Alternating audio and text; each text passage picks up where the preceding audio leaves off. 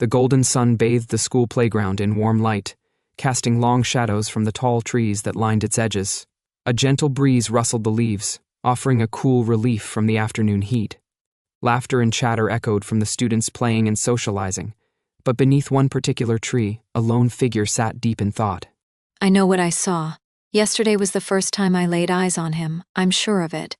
Hey, when did Kai transfer here? What do you mean? He's been with us since the start of the year. Era frowning, what? No, I saw him for the first time just yesterday. Era, are you messing with us? Kai's always been here. Back to the present, Era grips the grass beneath her fingers, frustration and unease creeping in. Era softly, then why do I remember it differently? Kai's just so cool. He barely talks, but that makes him even more mysterious. And he's ridiculously smart. Did you see how he answered the teacher's question in like 2 seconds yesterday? Not to mention, he's good at sports too. He's basically perfect. And let's not forget, he's so handsome. Seriously, is he even real? Era, don't you think Kai is amazing? Oh, yeah, whatever. The girls exchange looks, slightly taken aback by her lack of enthusiasm, but quickly move on. Suddenly, a flashback rushes into Era's mind. Her surroundings fade as her thoughts pull her back to yesterday's class. The teacher is writing on the board. The students are taking notes. Everything seems normal. Until a brief flicker. A strange stillness. Everything and everyone frozen. The teacher, the student flipping a page paused, the chalk dust suspended midair. Everything frozen in time. Era froze. So did everything around her. The entire classroom was still. She and Kai noticed it instantly. But Kai wasn't looking at the room. He was watching Era. And in that moment, he knew.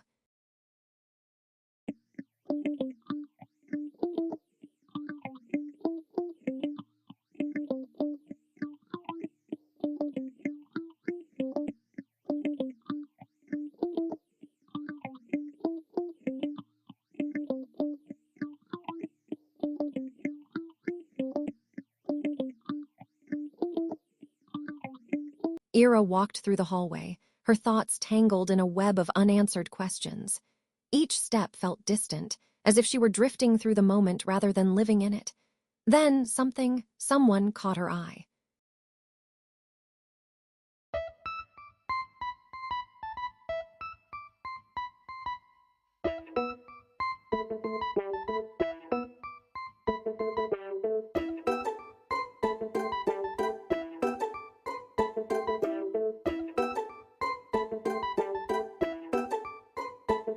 That night, Era sat on the couch, absent-mindedly staring at the TV screen. The flickering light cast shifting shadows across the room as the news anchor's voice filled the silence. Breaking news tonight, an unusual phenomenon has been reported in the city. Authorities are still investigating. Era's fingers tightened around the remote. A strange unease settled in her chest. Something about this felt off. She couldn't explain why, but a quiet sense of dread crept into her thoughts. Shaking it off, she turned off the TV and headed to bed.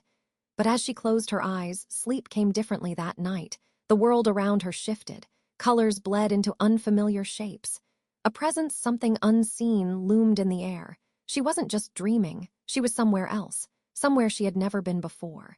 The tunnel stretched endlessly before her, its walls closing in like the jaws of a beast. Her breath came in ragged gasps, her pulse pounding in her ears. She ran.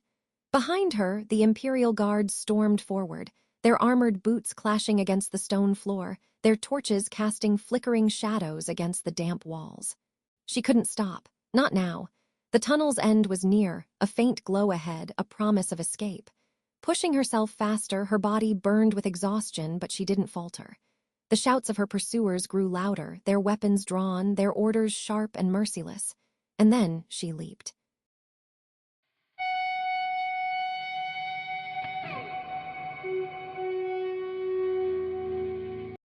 A quiet afternoon, sunlight filtering through the leaves.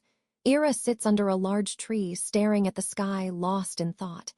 Era murmurs to herself, arms wrapped around her knees, she furrows her brows, replaying fragments of her dream. The mysterious woman's voice, her piercing gaze. It felt real, too real. Unbeknownst to her, Kai stands behind the tree, arms crossed, watching her intently. his eyes sharp, calculating. Then he suddenly steps out.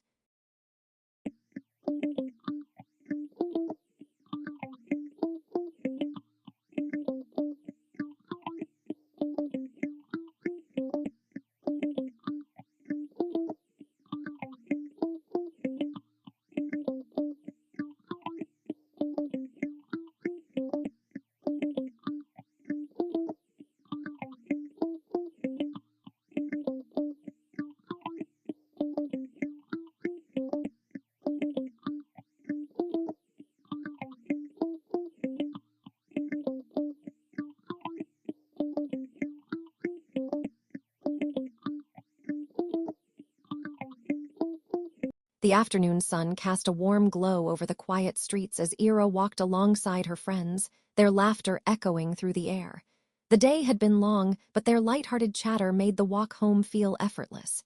As they reached a familiar corner, Lucy slowed her steps and turned to Ira with a small smile. "I'm heading this way," Lucy said, pointing down a different path. "See you tomorrow." Ira nodded cheerfully, her usual bright energy unwavering. "All right. Take care, Lucy. See you tomorrow." With a final wave, Lucy disappeared down her street, leaving Ira to continue her walk home. The breeze rustled through the trees, and for a moment the world felt calm, but something lingered in the air.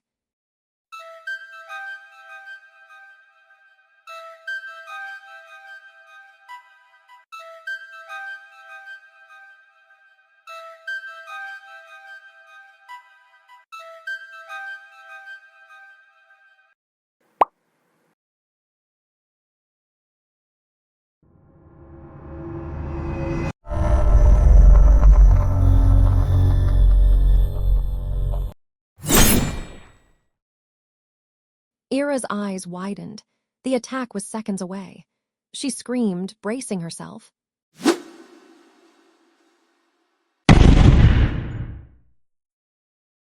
Ira barely had time to react. The impact of the strike sent shockwaves through the air.